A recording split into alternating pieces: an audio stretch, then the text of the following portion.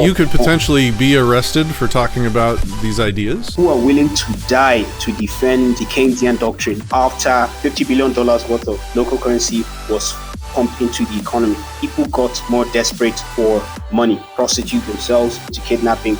A most horrifying phenomenon that made a very frightening resurgence. We have ritual killings here and sacrifice human beings to some god for wealth, for riches.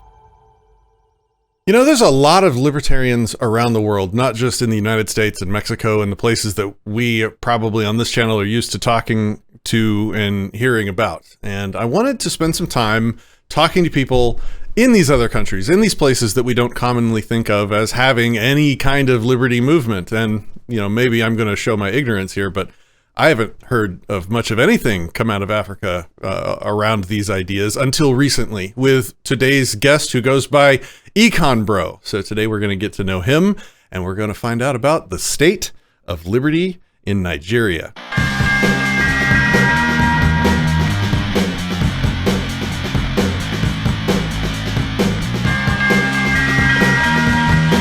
From Dallas, Texas, this is Anarchast. Welcome to the show, Econ Bro. For the audience watching, he's running on generator power, so we got some buzz on the mic. Just ignore it. We're gonna do the best we can here and have a great show. Welcome to the show, Econ Bro. How are you doing today?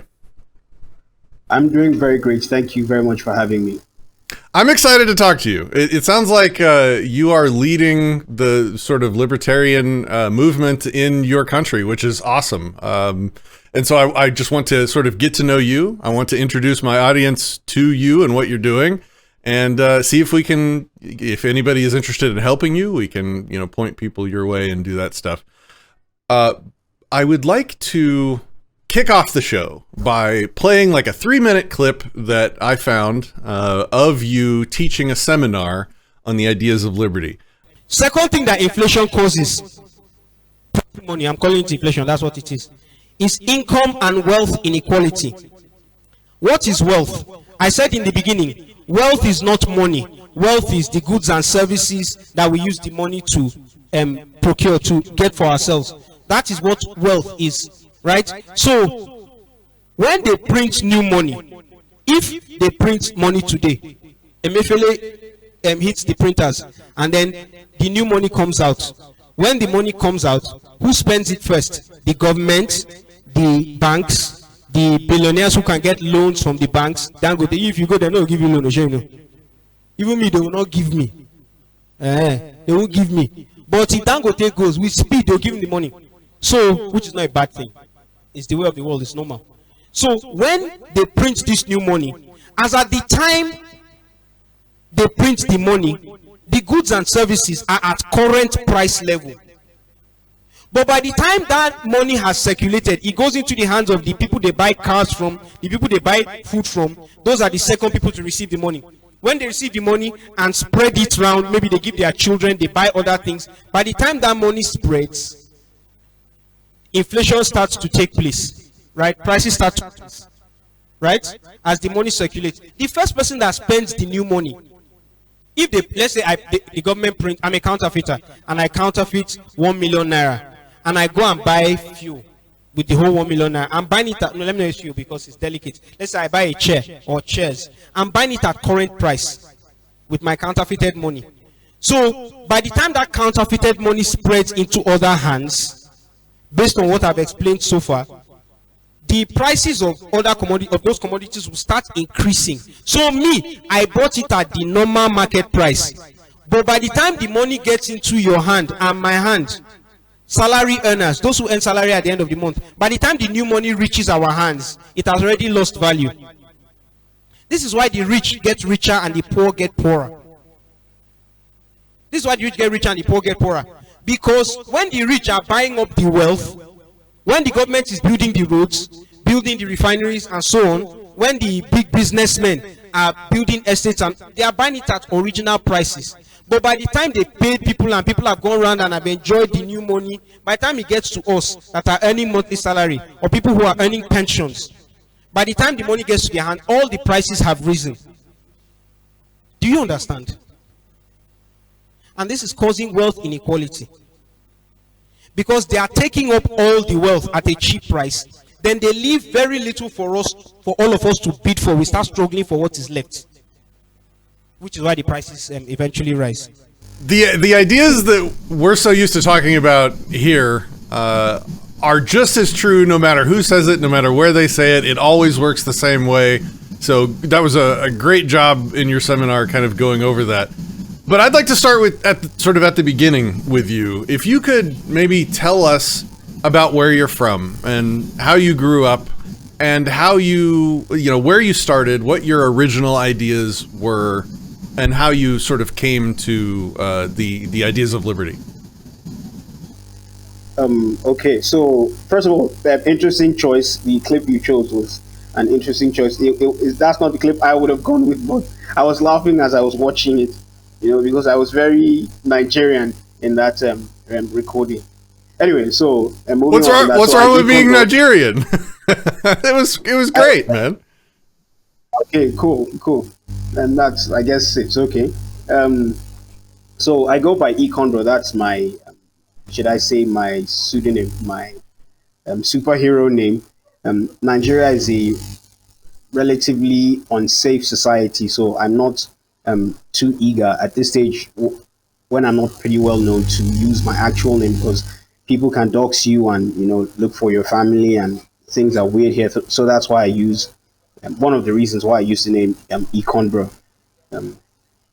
So that's the name I go by. I am an economist. I was trained in conventional economics. I went to a conventional university where I learned pretty much Keynesian economics, the economics of government spending. And after my studies, I wanted to make a difference. I wanted to do something important in my country.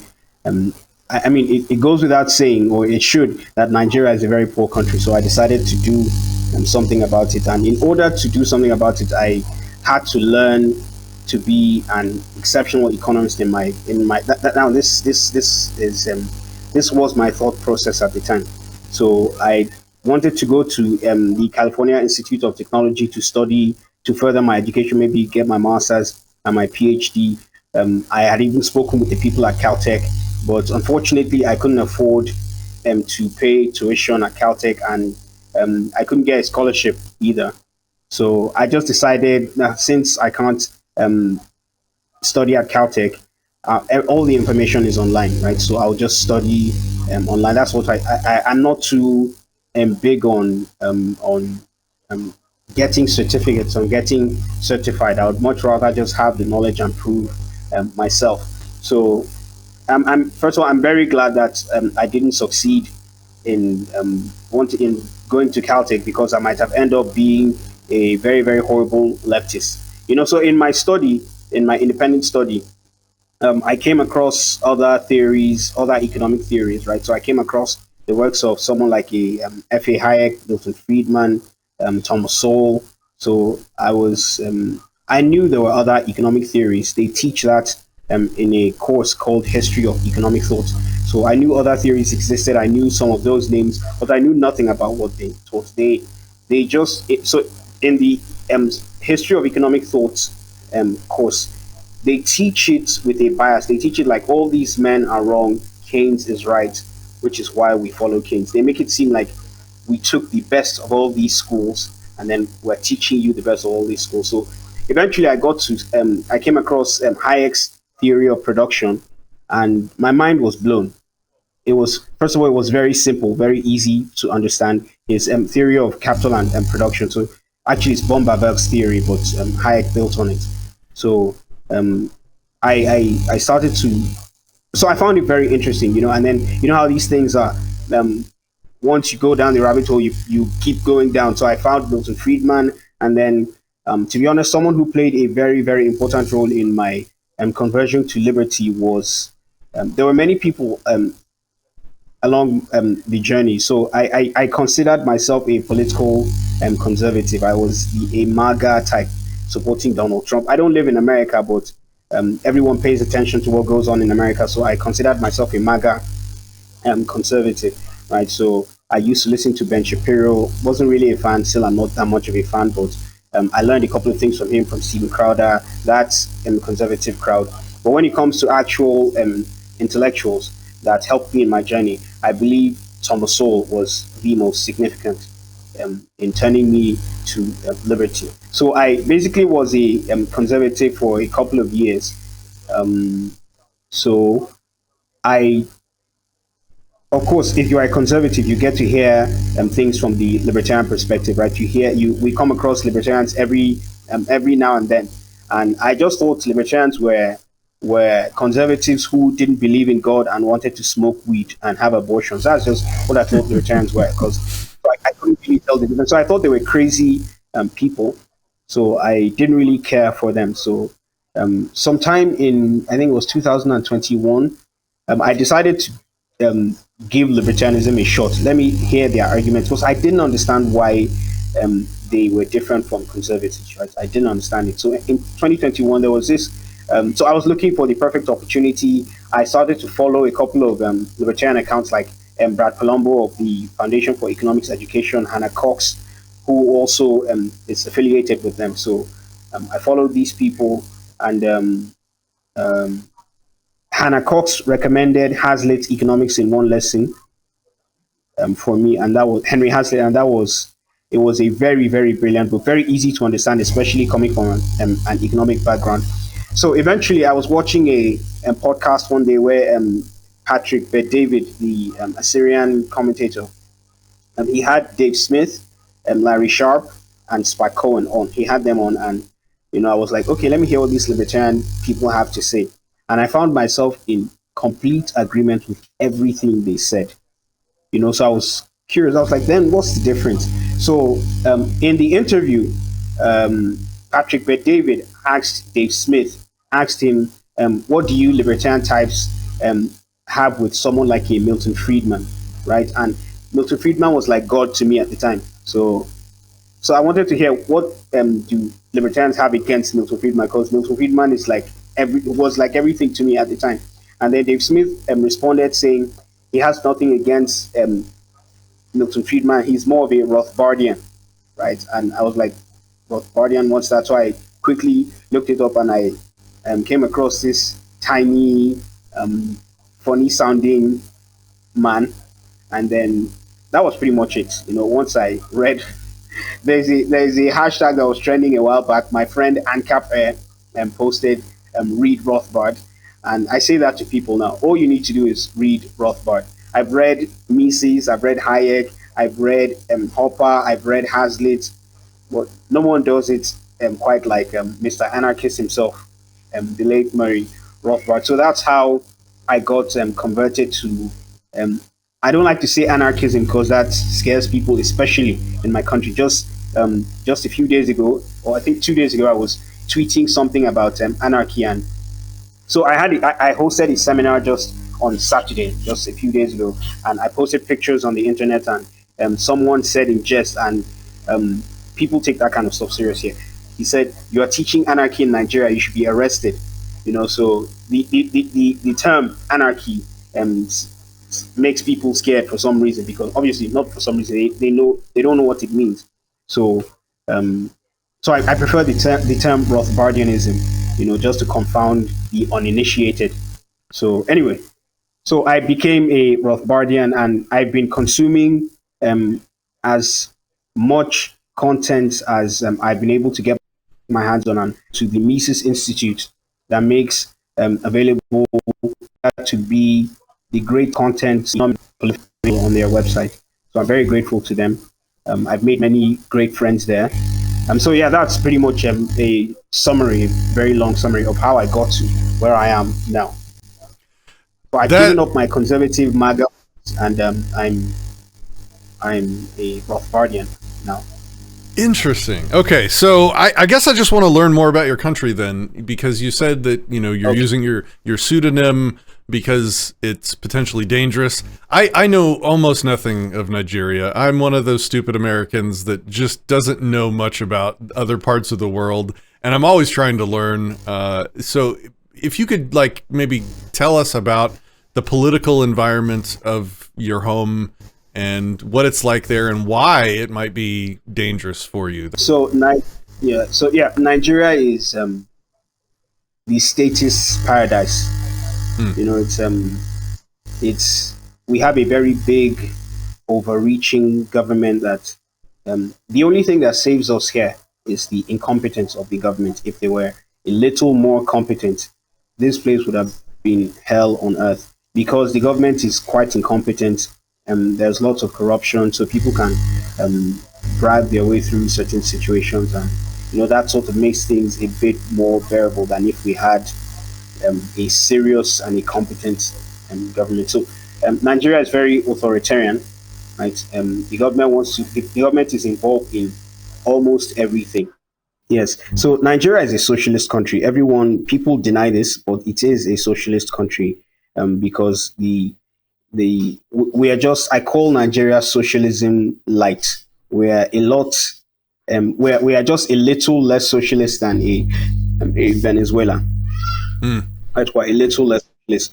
And unfortunately, people say Nigeria is a market economy because the government doesn't literally control every single aspect of the economy. But taxes here are quite high. We have a 30% corporate income tax, a 24% personal income tax. We have consumption taxes. We have property taxes. We have value-added taxes. There are over 200 official and unofficial taxes in Nigeria. So there's little money left in the hands of people to do anything. And of course, the government controls the currency. That goes without saying. That's everywhere in the world. And this place is a regulator's paradise. There are we are up to our neck in regulations here, and then people wonder why things don't work. So that's the economic side of things. All our politicians, every single politician we've had since I was born, since I've known so we were under military dictatorship for decades until 99 when we got democracy, and things sort of got a bit better then. But well, they started to look like the old days, the military days, because the last president we had didn't take too kindly to criticism. Again, which is why people like myself have to try as much as we can to conceal our identities, because this place isn't. Journalists get arrested and that kind of stuff. So you could, so as I was you could potentially be arrested for talking about these ideas in your country. Well, I don't think so. I don't think so. I don't think it's that bad yet. And I believe that with God's help, I have the wisdom to know how to tread carefully. So unlike, so we have socialists here, right? Like actual proper socialists. And there is, just as we're trying to push a liberty movement, we have people trying to push various levels of socialism here. And those guys are very rude and disrespectful, and their leader has been arrested many times. But I try to take a less harsh approach. So rather than just criticize, I never attack person. I attack policy. This is wrong. This is why it's wrong. This is right. This is why. So I'm willing to work with anyone here. So because of that, I'm not particularly making enemies. The only enemies I have are those analysts and economists and finance bros online who can't seem to refute the things I say. So they just don't like me for that purpose. But no one can say he's rude, or anyone who says that wouldn't be telling the truth or is disrespectful. None of that. So I've learned to walk, to tread carefully. I'm not trying to make. Okay, so let me say this. A lot of people call me naive for what I'm about to say, but I think it's true. I genuinely believe that if our leaders here knew better, they would do better. I genuinely believe that. Now, there are bad eggs here. There are obviously people who just want to suckle at the government teat and get rich, and there are people who love what's happening. But I genuinely believe that there are people here who would do better if they knew better. I consider myself a very good judge of character. My instincts have never ever failed me in that regard. So when I hear things that the president is trying to do, or this minister or that minister is trying to do, I can see where their heart is, and I can see obviously why they fail. But most Nigerians don't see it that way. They see it like these people are evil. So in the West, for example, in America specifically, in Canada, I think that the left in America, the left in Canada, they are malicious. They have malicious intent. I believe they want to do harm. I don't think they are ignorant. I think they are evil. But I don't think that's the case here in Nigeria. So I have hope, actually, that if I continue with this kind, careful approach, I believe perhaps I'll catch the ear of someone who is interested in doing some good, and then maybe we could have some change, which sort of segues neatly into how my project here started. So should I go ahead with that, or do you have another question? No, we can get into that. I was just looking up, some statistics and information about Nigeria, just because I am so woefully ignorant. The Nigerian population is 227 million, which is just a bit less than the United States, but Nigeria is about the size of Texas, with the same population as the entire country of the United States. So it's not the same, but 200 versus 300 million. So it's not too far off. Yeah. A third less the population. Yeah. The population density there must just be insane. So I wonder how that affects. So when you say you're a little bit worried for your safety, or a lot worried, or whatever, is most of that fear from the government, or is it also from the community? Like, is it all state kind of danger, or is it also the people? It's a mixture. It's a mixture. We have a very strong culture of respect here, and people respect their elders. It's a very big deal here. It's not everywhere in the country, but most places in the country, we have respect for elders. We have respect for authority. So if you criticize authority here, some people take that personal. They take it like you're attacking their leader, and people have died for less. So there is the fear. So there are literally places in this country where I cannot take my message. I mean, there are places in this country I can't even go, not to talk of taking the message. There are places, and I'll talk about that off camera, because that's actually... those are murky waters. I'd rather not talk about that here. I do not want to I do not want this interview to put your safety at risk at all. So definitely don't do any of that. So, so there are places that you can't go because of your ideas, not just because they're dangerous areas.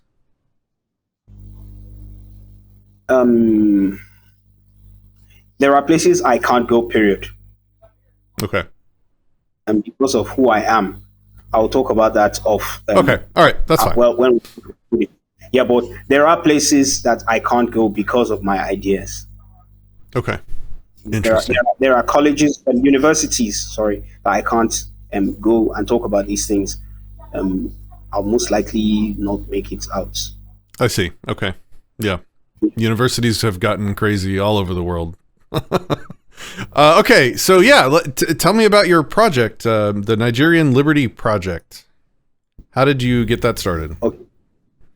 Okay, so as I said earlier, I'm trying to reach out to. I do some of this in hope that some politician, someone sees me someday and says, "I like your ideas, and why don't you come help us build something?" So we had our elections in 2023 last year, and I tried to reach out to two of the major political candidates. I have a few well-connected friends. So I reached out to the political campaigns of two so there were three major candidates. I reached two of them. And I helped them. I tried to help them out with economic policy, and they simply told me, the big man has no interest in what you have in any of this. All he cares about is how many votes can you get him. And that seemed very. Now, I didn't hear this from the big man himself, because there are gatekeepers, right? They will never let you see him. They don't want you outshining them. Things are weird like that here. So, so they're like, how many votes can you get the big man? And I was like, I can't get him any votes. That's not why I'm here. I'm here to sell economic policy, right? And not sell, not like I wasn't asking for money. I volunteered my services. And then that didn't work out. They weren't interested in. Now, these people acknowledged that what I was saying was correct, because none of them could argue against any of the things I said, right? As is common with anyone who is arguing from an Austrian perspective. So I went to another campaign, but this was pretty close to the elections, and I most certainly could not see the big man because he was moving about. And I was introduced to the head of this particular party's economic team, the head of the economic team. And their proposal was entirely Keynesian. And before this, I had already done a 1 hour, 58 minutes recording destroying their manifesto, right? Explaining why what they want to do would not work. So obviously that wasn't going to work out either. So I decided, since trying to meet politicians isn't actually working, the top-down approach isn't working, I would try bottom-up. So I'll go to the people and educate them in hope that maybe in a decade, 2 decades from now, I would have been able to train, to inform people, get them to know what works and what doesn't work, so that if politicians come and say, we'll give you free healthcare and free education and free all that nonsense, they know it's actually nonsense, so they don't fall for that. So that's why I'm educating people, talking to them about money and banking and the actual cause of inflation, because just like in the West, inflation is blamed on everything but an increase in the money supply. The conversation on money here is extremely, extremely frustrating. You have people like Paul Krugman over there who know what the problem is, but they are paid shills. But you have people here who aren't paid shills, who are willing to die to defend the Keynesian doctrine. These people don't work with the government. They aren't paid. They even criticize the government, but when you are talking to them about proper economics, they are willing to die for their beliefs. So it's very frustrating here. So I'm going to young people, right? People who aren't set in their ways. If all people are willing to listen, that's fine. I'm talking to them. These are the actual causes, and the advantage I have over the old guard, over the Keynesians, is that Austrian economics is I have a couple of advantages. One is that the ideas are actually exotic to this part of the world. These are things that they've never heard before. If you're talking to people about separating money and state, that sounds like sorcery here. It's unheard of. People can't conceive of a region where the state doesn't control money, right? Where the market, they can't think of market money. They can't think of it at all. So the ideas are exotic, and I'm talking to people about not just the economics of it all, but the political philosophy, explaining how maybe, for instance, I don't talk much about this, but every now and then, like the students that, when I go to teach at an institution, a couple of them usually actually follow me, right? They take my phone number, they call me, we interact online, we have study sessions online and all that stuff. And so I talk to those guys. Those are the guys I tell everything, right? So we talk about legalizing drugs and how. So I'm a Christian. I said Nigeria is a religious country. I'm a Christian. I am a preacher in my 9 to 5. That's my actual work I do. So all this is on the side. So it sounds ridiculous to people that a Christian preacher, I don't drink, I don't smoke, I don't take any harmful substance. So it sounds absurd to them that a Christian preacher will be advocating for drugs to be legalized, right? And then I make the argument, and they hear them, and nobody has an answer. Nobody can tell you why what I'm saying won't work. So the ideas are exotic, they are new to this part of the world, and they are also very compelling. There is nothing as compelling as a student of economics myself, there is nothing as compelling as Austrian economics. We don't try to confuse you with charts and graphs and all kinds of mathematical models. We just speak plain logic. And I have a gift for making things very easy for people to understand.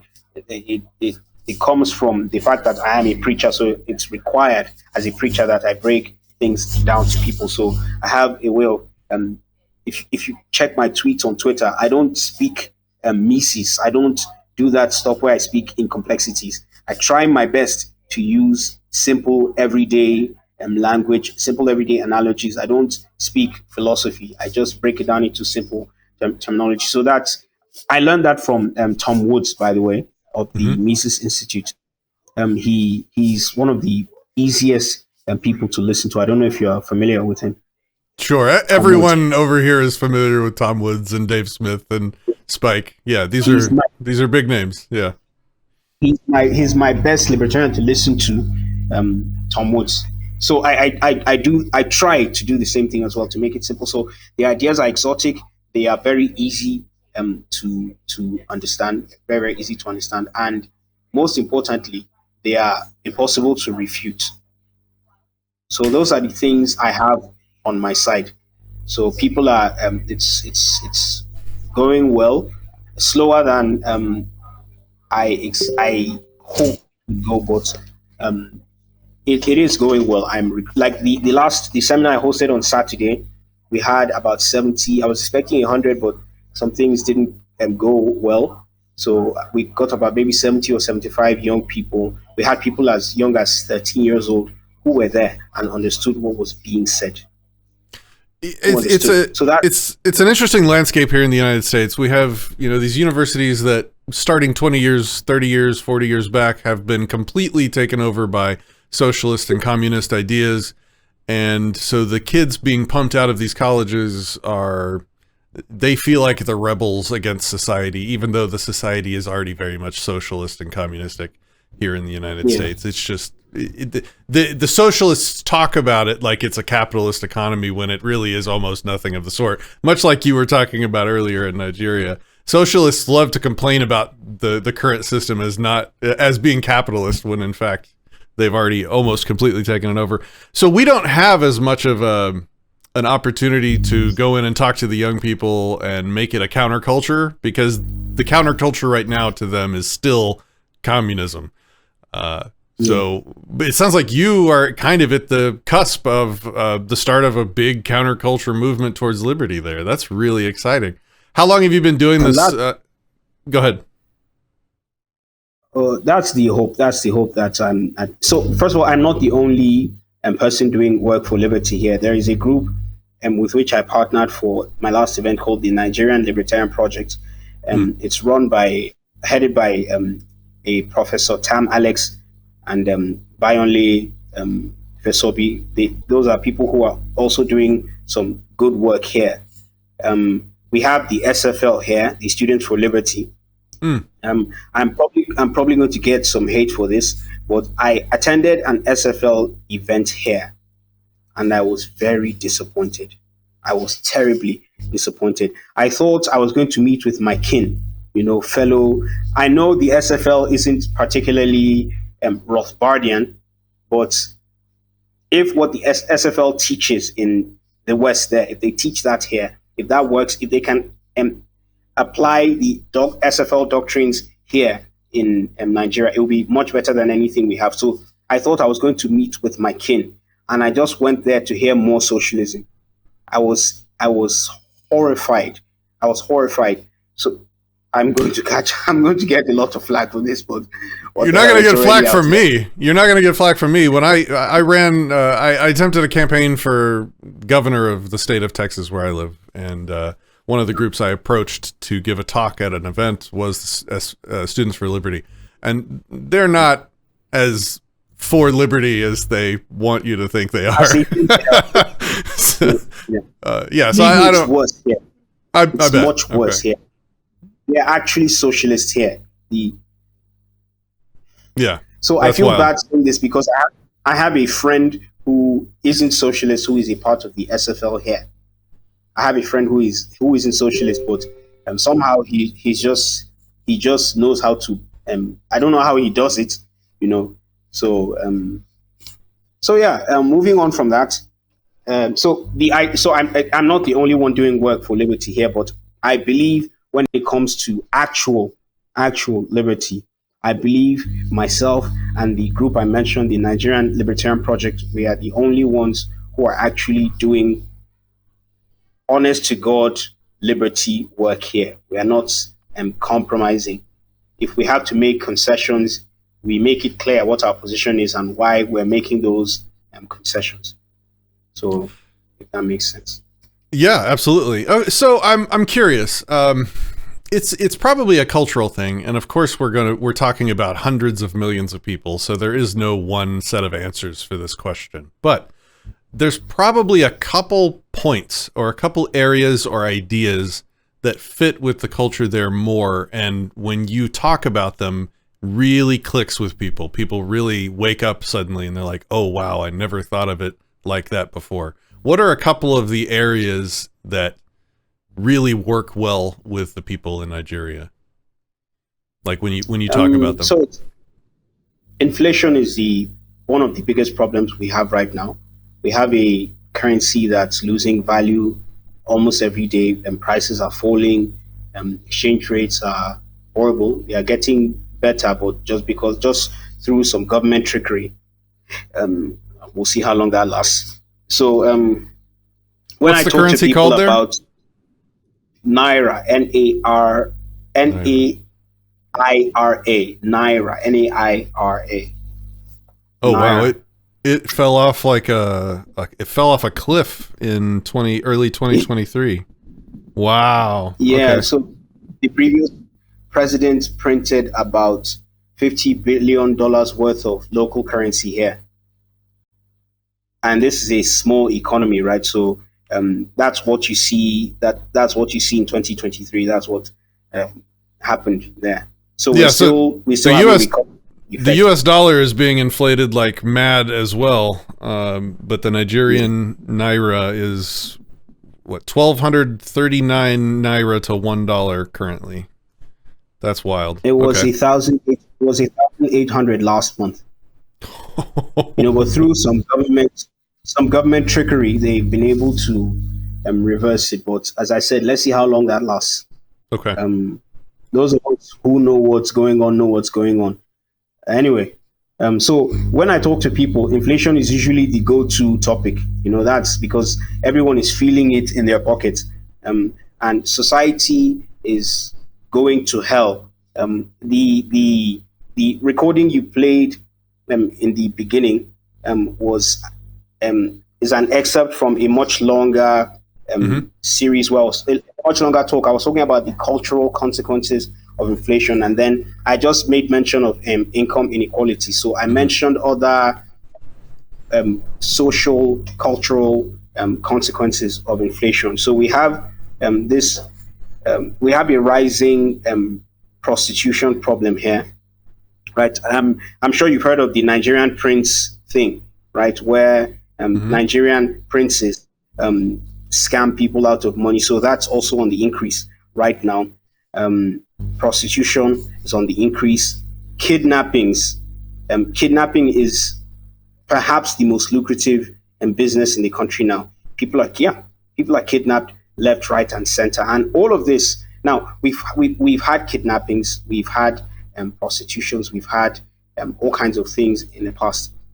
And I pointed this out to the students, and I have no idea why no one else is seeing this, right? But when I say to people, the light bulb just comes on their heads. This started after the 23 trillion naira, the $50 billion worth of local currency was pumped into the economy.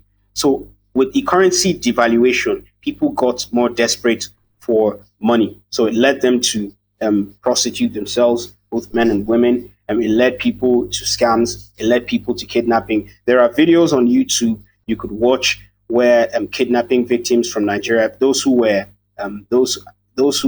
rescued, who the government paid ransom or their family members paid ransom, you hear their horrifying testimonies, and some of them tell you how the the kidnappers were telling them that we can't get jobs. The money has no value, as we say here, money no day, in the local pidgin English. And because of that, they are led to do evil things. Even people who would not normally do that kind of stuff find themselves doing it. Now, interestingly, a most horrifying phenomenon that we used to have in the past, in the 80s and in the very early 90s, but it disappeared. It just made a very frightening resurgence. We have ritual killings here, where people actually sacrifice human beings to some god for wealth, for riches. So people go to native doctors, witch doctors, and then the witch doctor tells them, if you bring me the tongue of a virgin or the head of a 10-year-old child, you get some money. No. So I keep asking people, where was this before 2021? I ask people, where was this? Nobody sees the connection. So it's not just destroying the economy, it's destroying. And I love Professor Jörg Guido Holzmann of the Mises Institute. I love Saifuddin Amus, the author of the Bitcoin Standard, because he wrote the Fiat Standard. He wrote he wrote Fiat Food.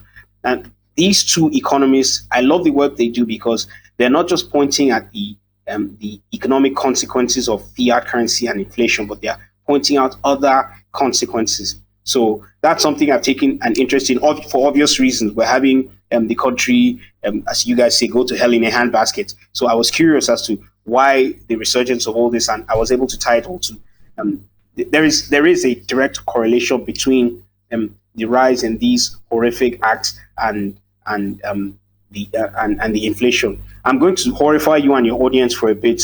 I hope if it's too horrifying, you can edit it out. No. So, I want you to speak honestly, and here's why. Because there's a wave of, we call it doomer attitude here, where people think everything's already shit. There's nothing we can do. It's just terrible, and people need to understand how good it still is here, and to have some hope, and how bad it can get. And so it's important to hear this stuff so that people are ready for it, and so that people are motivated to stop it from happening in other places. So yeah, please tell us what's going on. Most horrifying thing is the ritual killings thing, right? And it takes different forms. We have on video, because today everyone has a camera in their hands, we have video of young who were asked to eat human filth, fecal matter, because some deity, some god would make them rich. What's even more horrifying, now this is just nasty, this is disgusting, but what's more, now this isn't just something that happened once, we've seen tons of those videos.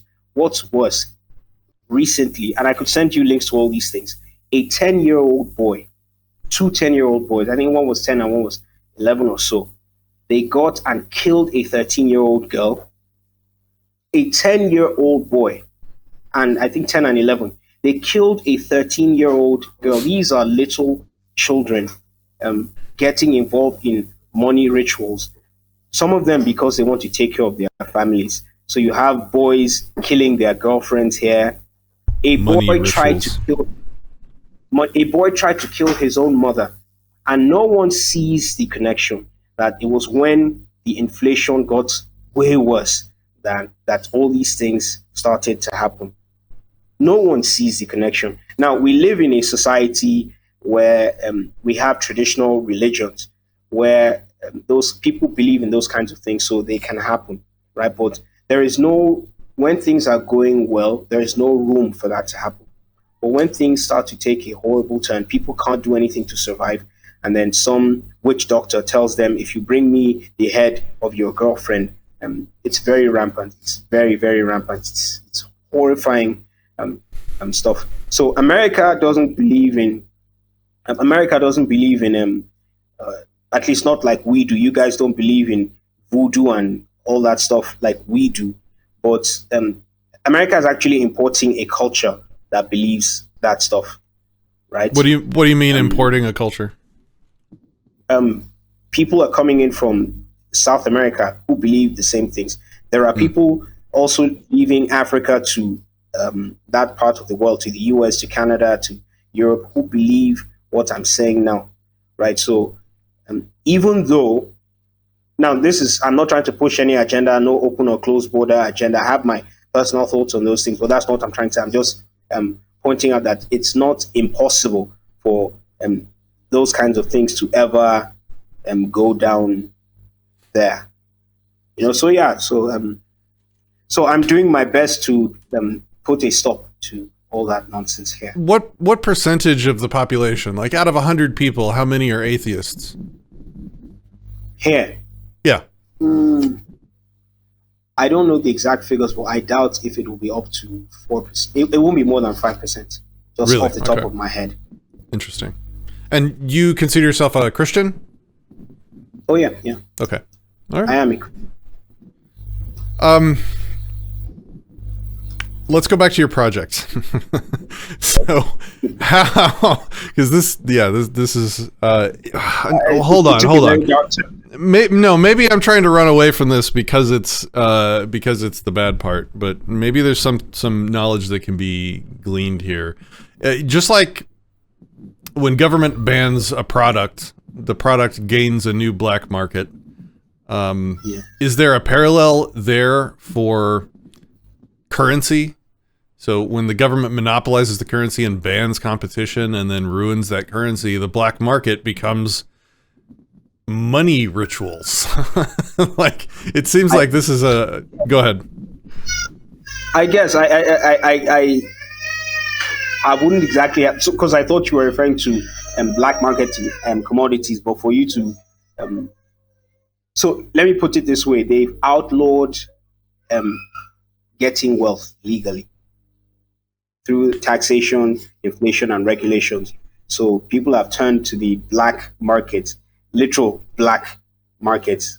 That's a new definition of black market. Black magic market. Yeah. Wow, holy crap. So yeah. Is cryptocurrency legal there? Fully legal, regulated, not legal?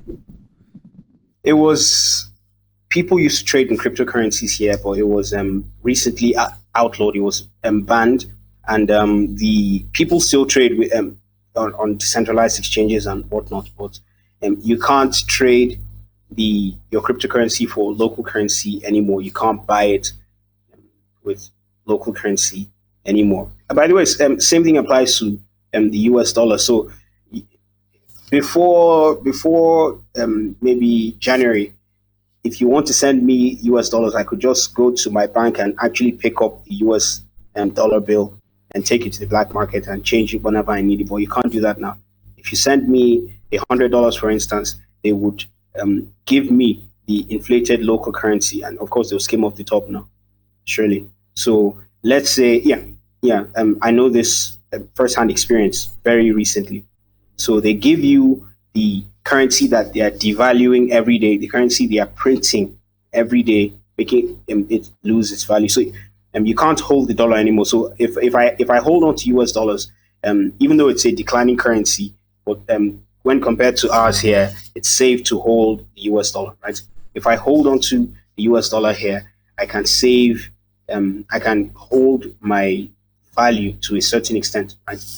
But I can't do that anymore, because once you send me $100, the government converts it to the local currency, again, that they are still printing, and they still take some off the top.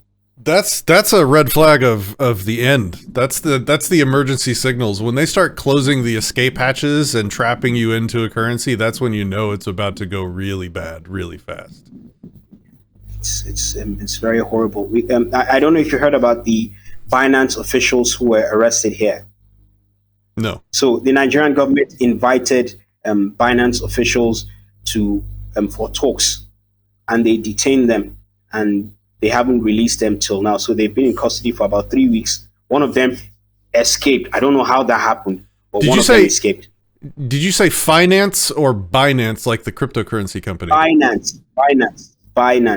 They are detaining Binance Wow. No, okay. I'll have to look this up afterwards. That's crazy. So they're trying to strong arm them into giving their client list. So they want to know what Nigerian is on their website. In their justification is they're trying to fight corruption and money laundering. So Binance is like, we can't give up our clients, right? We can't do that. By the way, this is an advertisement for decentralized exchanges. You know, yeah. I tell people. So I believe in cryptocurrencies.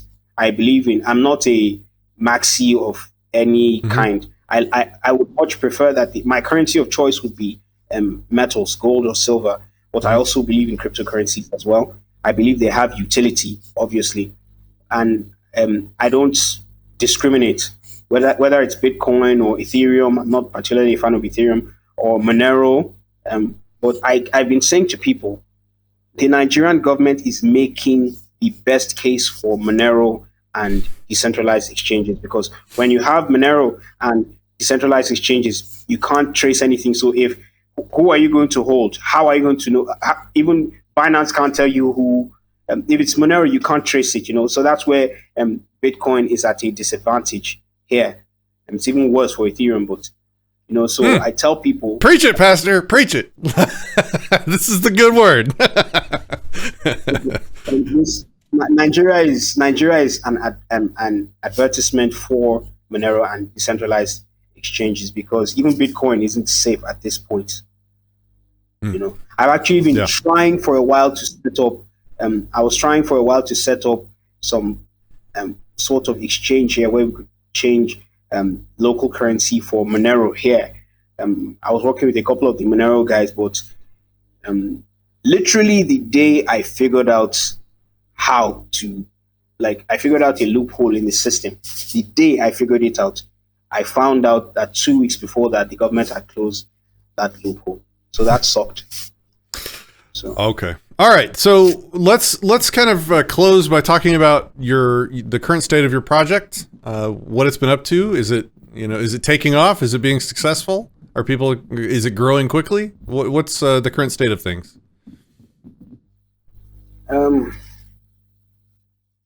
Or is it brand new and it hasn't, and we don't know yet? How new is it? So I've only had 2 major events. Okay. Right? The one from the video you played, and then the one on Saturday. But I've had smaller sessions in between. Just nothing super official. I just got super official, not superficial. So I just gather students at the first university I went to. They assemble and they're like, "Come talk to us," and I just go there. So no renting of a big hall or a microphone or drinks or refreshments or giving out of books. So I give out free books at the event. So my choice of books for now, Anatomy of the State and The Case Against the Fed. So I just tell them, you replace The Case Against the Fed with The Case Against the Central Bank of Nigeria, the CBN. So just because it's the same thing, right? Just different terminology, but it's the exact same thing. So I'm giving out The Case Against the Fed. The Mises Institute gave me permission to print those out for free, and hand them out for free. So I print them and I hand them out. The Case Against the Fed, Anatomy of the State. I tried to get Economics in One Lesson, because that's a brilliant book too, but I can't do that for free, right? I have to pay something to do that, and I can't afford to do that yet. And very soon I'm going to be giving out Professor Per Byland of the Mises Institute. I would like to give out his books as well, because it's like Man, Economy and State is like human action, but in a very small and easy to understand format. It's very tiny book, so it's a beautiful. People who want to know. So the reason why I'm doing The Case Against the Fed is because our biggest problem now is inflation. So I use that to lure people and get them interested in economics, right? And I give it to people who aren't students of economics, and they read it and they're like, this is wild. Is this what actually happens? Then when they get interested, I would, for now, I'm just pointing them to PDF copies of the Economics in One Lesson and Professor Per Byland's primer. So that's what I'm doing for now. And it's going well. I'm only limited by resources. That's the only thing holding me back. I've said this, if I have the resources to do what I want to do, I believe I can turn this thing around in 20 years. I believe, because I haven't been to a single place where I spoke to the students and their minds were not blown. I have not been to a single place. Their minds are always blown. As I've said, the ideas are very strange here. They are very, very strange. And there's this thing about young people. We tend to be rebellious. So we young people, I'm not as, I'm in my 30s, right? I'm in my mid 30s. So I'm not as young as the teenagers and 20-year-olds with whom I speak. But there's something about young people. They like new ideas that they've not heard before. You know, everybody wants to be the one spreading that new idea, talking to his friends about it. So that's also an advantage I have. So I feel I'm in the perfect position to accomplish this. Let's see what God would have for me. That's awesome. That's exciting. Okay, so let's tell people. I want to tell people about the ways they can help you. You have a fundraiser going. You have a gogetfunding.com link. All these links will be in the description, guys, as well as a cryptocurrency donation link. He's trying to raise, I believe, 40 or 50 grand, which is nothing, guys. We can help him meet this goal. If everybody watching this tosses $5 into the pot, then this guy's funded for a year to keep changing that entire country. So I just want to give you a moment to sort of shout out and, you know, invite people to tell people what exactly you're trying to do with this donation money, and invite people to hit those links in the description and toss something your way. Okay, so it's called the Nigerian Liberty Project. Explain what I do. I go to different states in the country, talking to young people about the ideas that I'm sure your audience also believes. I give out free books to them, but before I can give out those books, I have to print them first. There is a culture here. People don't really read PDFs, and we like tangible things here. So when you give people, I've tried giving out PDFs before. It's not as effective. When you give them actual physical copies, they hold on to that. They read it. It's a reminder. It's like a gift. It's a souvenir. I went to that event. What were they even saying that time? And then they pick it up. And then, of course, I have to travel from state to state. And sometimes I have to go back to follow up transportation costs, hotels, feeding. And I would very much like to employ someone or some people to help me out with this, because I'm only one man. If I didn't collaborate with the Nigerian Liberty Project, who I'm very grateful for on this last project, I fell sick while I was preparing for this. I literally fell ill because of the stress. So if I was working alone, it would have been way more difficult. I would love to get 2 or 3 more hands. And some of the people I would like to get are students I taught, people who believe in the movement, and I would like to take them with me to basically do this. So I would appreciate whatever support I can get to make this happen. And I have receipts, videos of the seminar, pictures. It's all online, so it's not like you can see the books. So it's all there. Awesome. All right. Thank you. Yeah, and then my call to action for the audience as well is follow this guy on Twitter. Again, I'll have a link in the description. If you use Twitter or X or whatever he's calling it now, follow this guy. And when you see him engaging with these socialists and communist politicians, like his posts, because the algorithm doesn't care if those are American likes or Nigerian likes. They'll boost his posts in the rankings and help him get his message out in front of the people that need to hear it in his country. So give him a follow. And let's support each other. The reason why I'm trying to interview, and I have another interview coming up with a guy in yet another country that we don't often associate with libertarian ideas. I'm trying to build bridges. I'm trying to figure out how we can help each other, because we have a strong liberty movement here in the States. How can we now take our ideas and our wealth when we have it, and lend support to the people around the world that are trying to kickstart this stuff where they live, to free the entire world, not just the United States. So this is a great opportunity, folks. Chip in $5, $10. If 1,000 people donate $10, this guy's set for over a year. That's That's easy. We can do that. Let's do it, people. $10, $5, let's do it.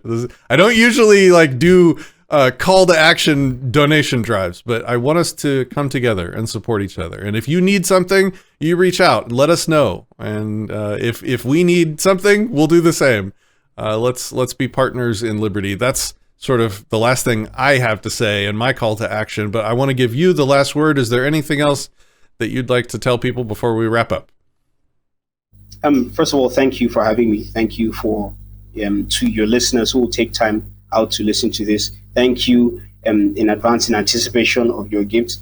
I'm not saying, I'm not pandering, I'm not trying to be patronizing, but I genuinely believe that Nigeria has a better shot at liberty at this stage than the West, because we are already too far to one extreme that there's only one direction we can run, right?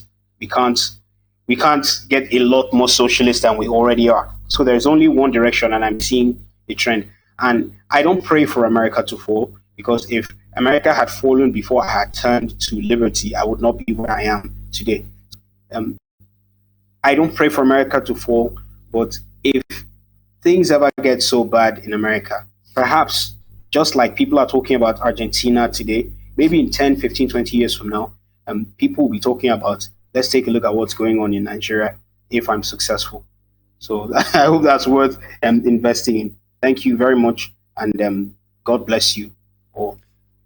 Econ Bro, thanks for joining me. I hope this is not our last conversation. Like a year from now, hit me up and let's talk about all of your successes and events and wonderful things that you've accomplished. Well, we'll go ahead and wrap up because it seems like the internet's messing up. Anyway, guys, thanks for watching. Thanks for hanging out. And thanks to Econ Bro for joining us. And I hope to talk to him again in the future. Hang on the call for a second and we'll go ahead and wrap up. Guys, thanks for watching. Until next time, peace, love, and anarchy.